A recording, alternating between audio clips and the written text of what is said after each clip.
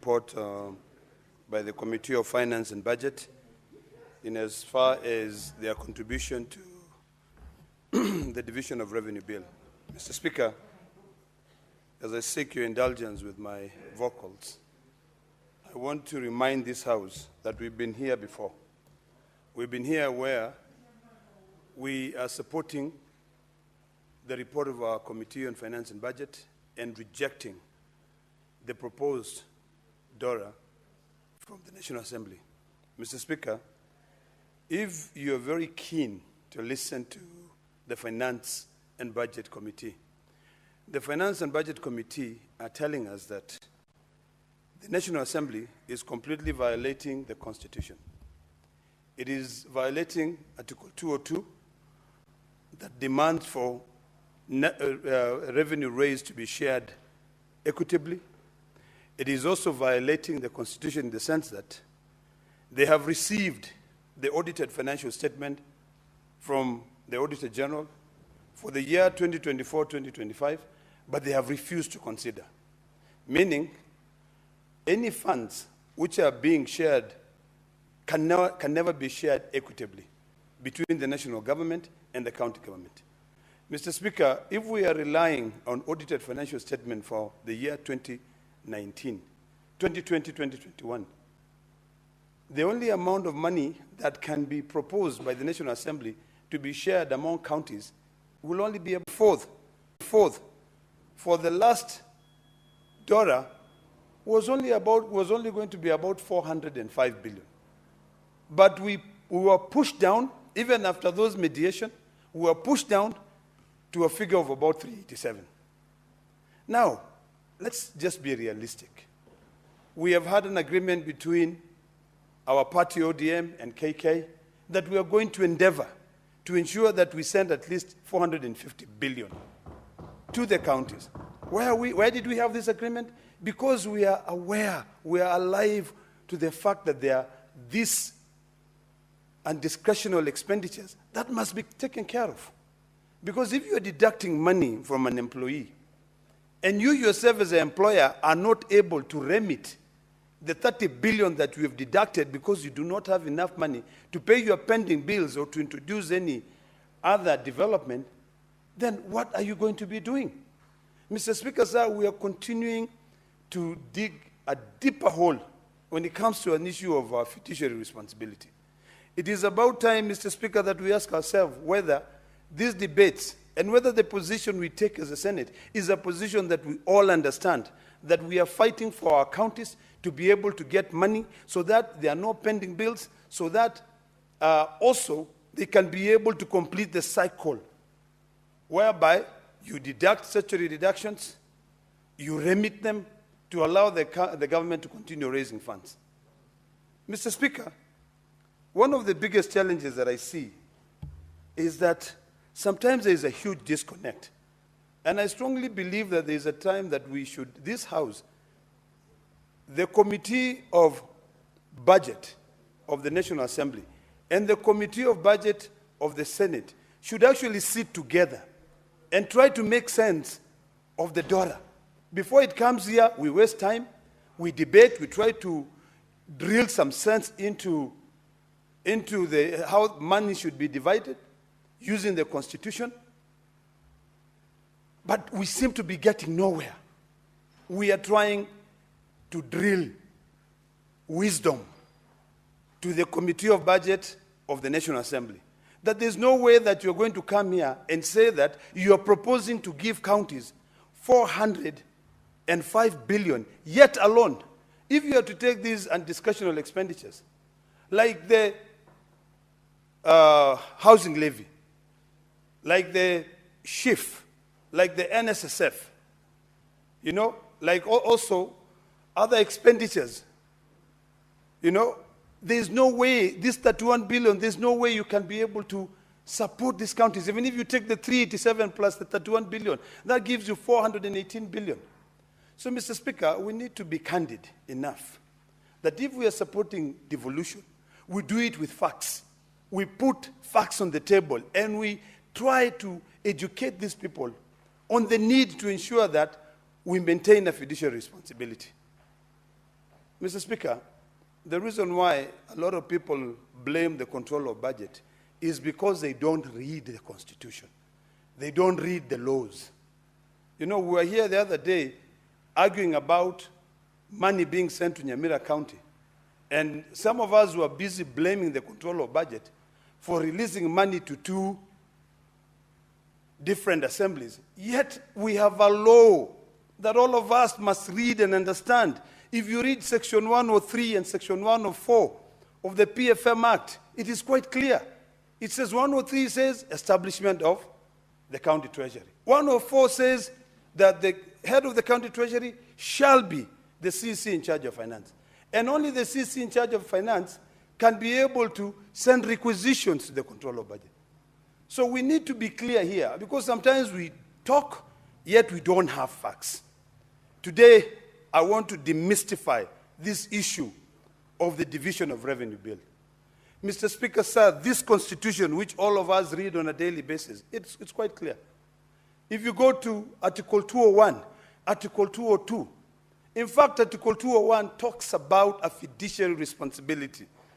If you look at 201, Mr. Speaker, it says the principles, the following principles shall guide the aspects of public finance in the Republic. And I refer clearly to the public finance system shall promote an equitable society, and in particular, the burden of taxation shall be shared fairly. Revenue raised nationally shall be shared equitably among national and county government. And finally, expenditures shall promote the equitable development of the county, including by making special provision for the marginalized groups and other areas. Now, we talk about the Equalization Fund, Mr. Speaker. Equalization Fund already, and there's a mistake in this report, Mr. Speaker, and I hope that when a report is tabled, we go through it and we look at it. We do not own, Equalization Fund is not owed 2.7 trillion. It is only owed 27 billion. So that should be corrected in this report. That is the first thing. Now, the Committee of Finance is proposing that the money which should be set aside for the Equalization Fund should be 9 billion shillings. Already, there's a debt of 26 billion. How are we going to resolve this debt? We are going to compound debt over debt. We need to be realistic. If we are not able to raise that money, in fact, this is where I differ with the Committee on Finance. Because if we already owed 26 billion, you are asking, what has been proposed is 7 billion. You ask and saying, add an additional 2 billion. So 27 plus 7 is 34. If you add another 2, is 36 billion. Yet, there is a sunset clause on this Equalization Fund. The Constitution is actually quite clear in terms of the Equalization Fund. I think it's Article 2, is it 204? 204, it talks about the Equalization Fund, and it sets a sunset clause.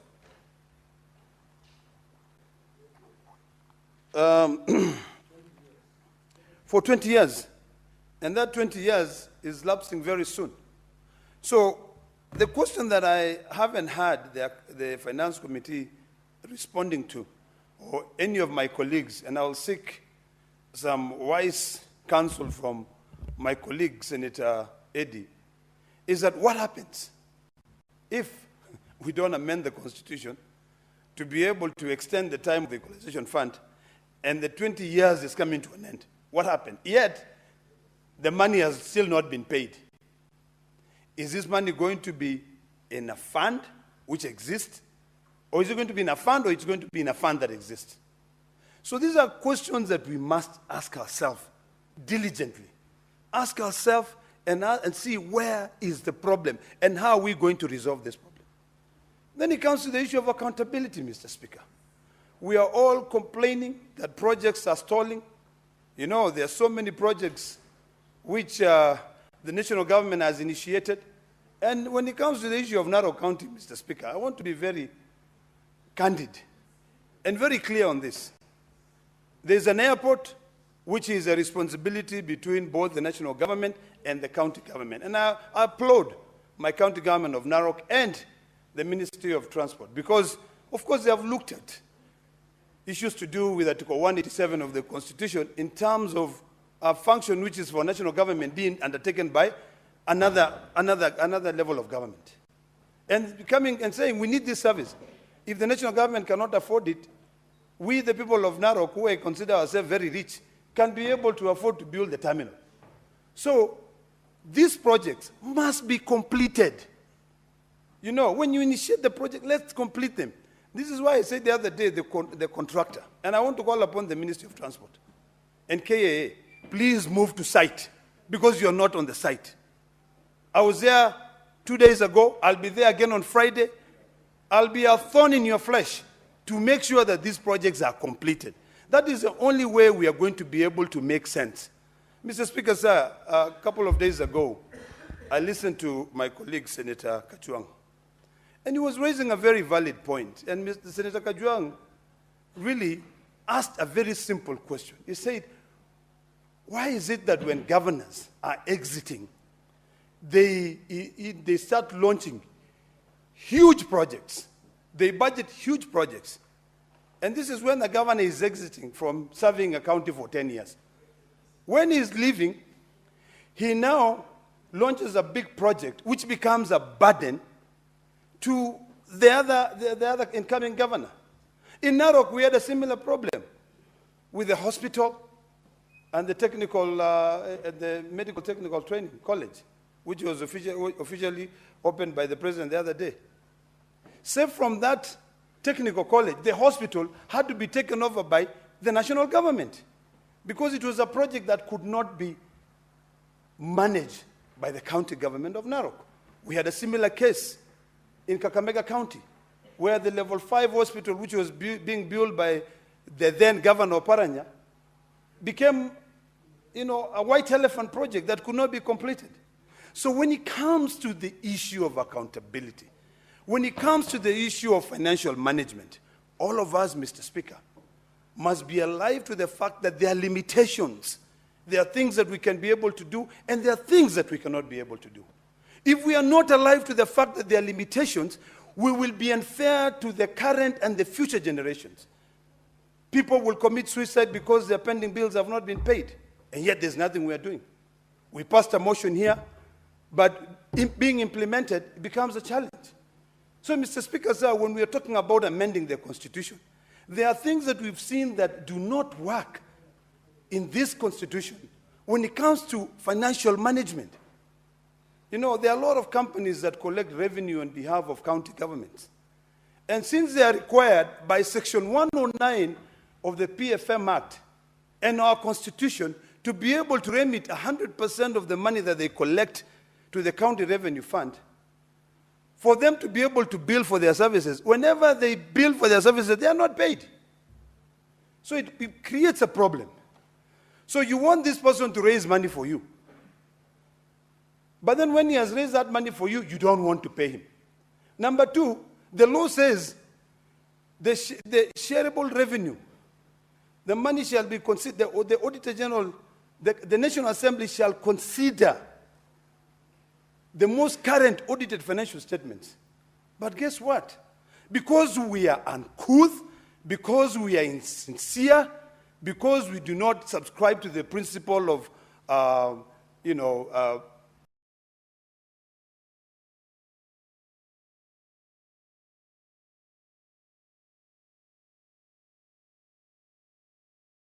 financial responsibility, we must come of age. We must come of age so that we can be measured among other developing nations. Kenya is slowly developing to becoming a developing nation. The freedoms we have here, the ability for us to raise money. But we must live to that standard. So a time will come when it will make sense to amend the Constitution to ensure that when these companies that are collecting revenue on behalf of county governments do collect the revenue, let them deduct their share, which is agreed upon, and they remit the money. You will notice, Mr. Speaker, that most money will reach to the counties.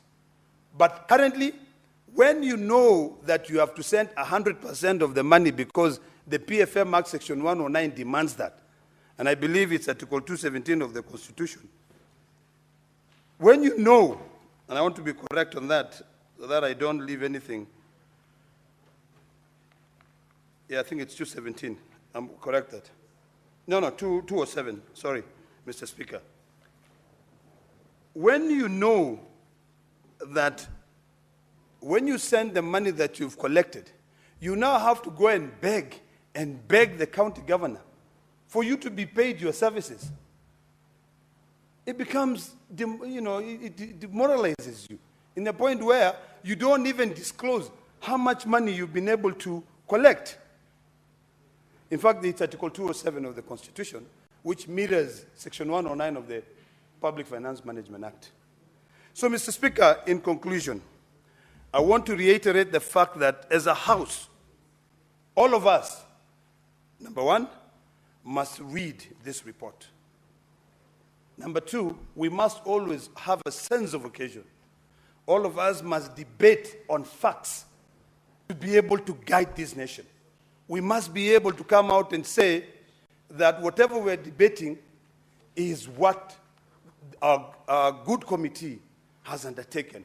Not always deviating. There's always an urge to deviate and talk about current affairs, politics, talk about regional politics, but it doesn't make sense.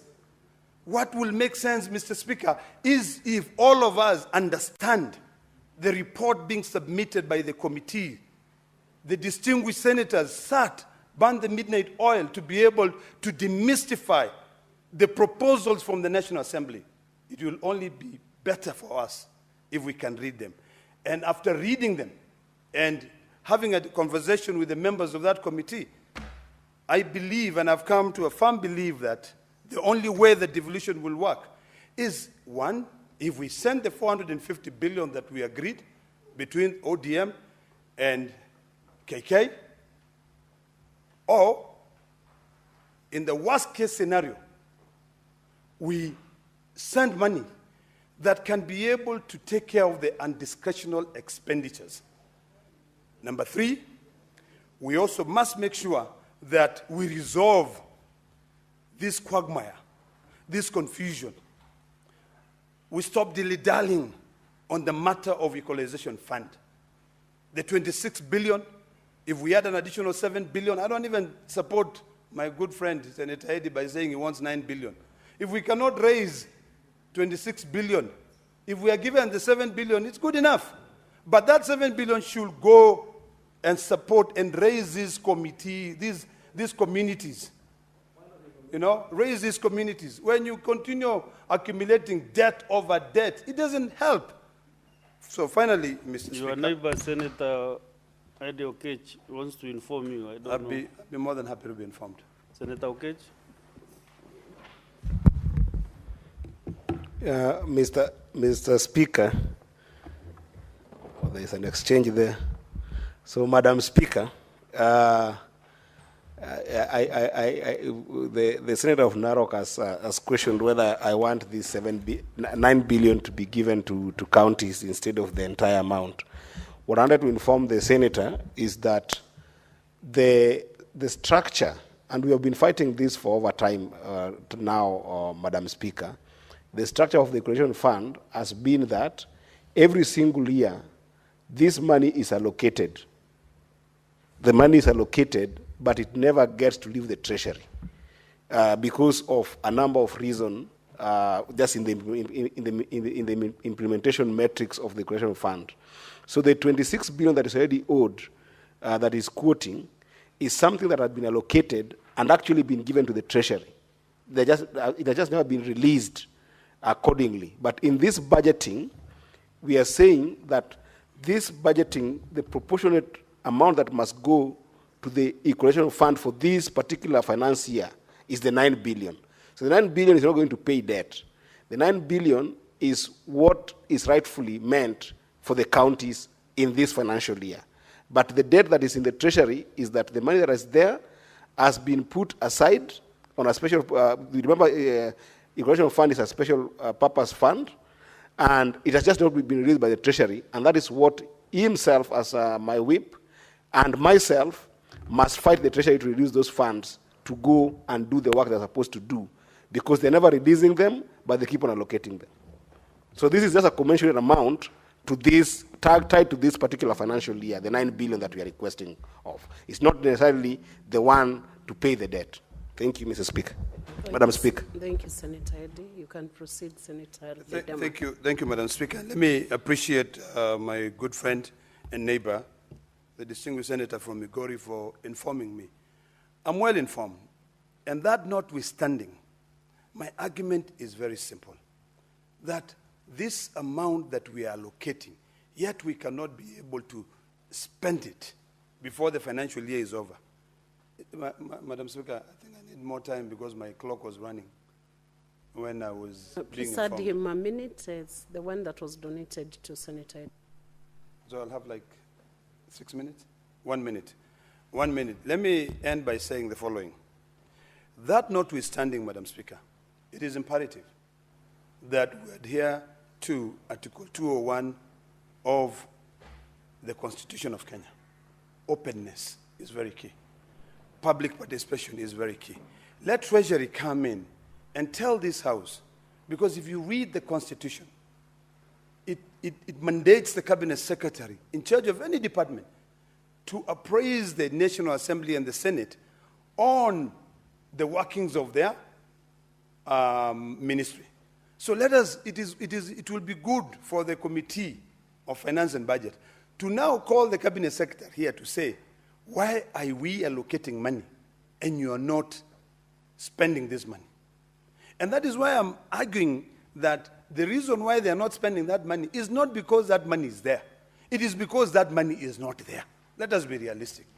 So if we are given 7 billion, let us be happy with it and see whether now we can be able to call for it. And finally, Madam Speaker, I want to reiterate what I said earlier on. I would really want to plead to my colleagues.